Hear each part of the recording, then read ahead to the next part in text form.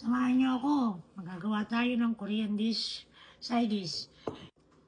Oh, ito ay pipino. Wow, pipino. Ito ay bawang. Wow, bawang. Yan ang mga ingredients na ginagamit ko kapag ako ay gumagawa ng side dish ko. Bakit ako gumagawa ng side dish? Di naman ako Koreano. Nakakatulong kasi ito para ikaw ay maging mabusog agad pag ikay kumakain. Pag ang inuna mo kasi ay gulay, nararamdaman mo, mabigat na sa tiyan mo. Isusunod mo ang karne, ihuhuli mo ang kanin o anumang carbs. Yun ang isang sekreto para ikaw ay hindi palaging gutom. Pipino, bawang.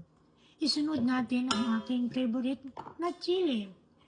Itong chili na to, binili ko to sa Chinese store, TNT. Tapos, ganyan ang magiging kulay niyan. Wow, kulay. Lalagyan ng paminta.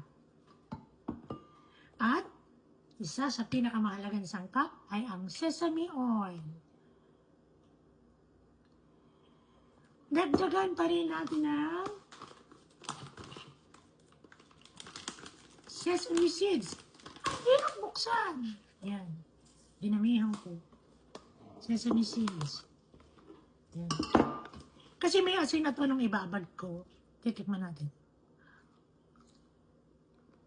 Lasang asin. Masarap na.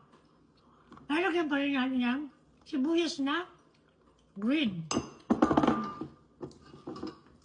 Pampalasa.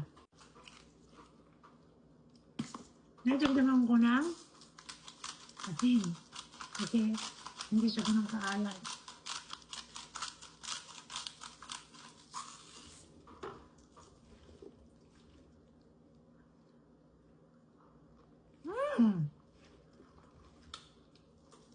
Ang sarap ng blend ng suka, asukal. Ang sarap ng blend. Tapos sesame oil, tapos sesame seeds.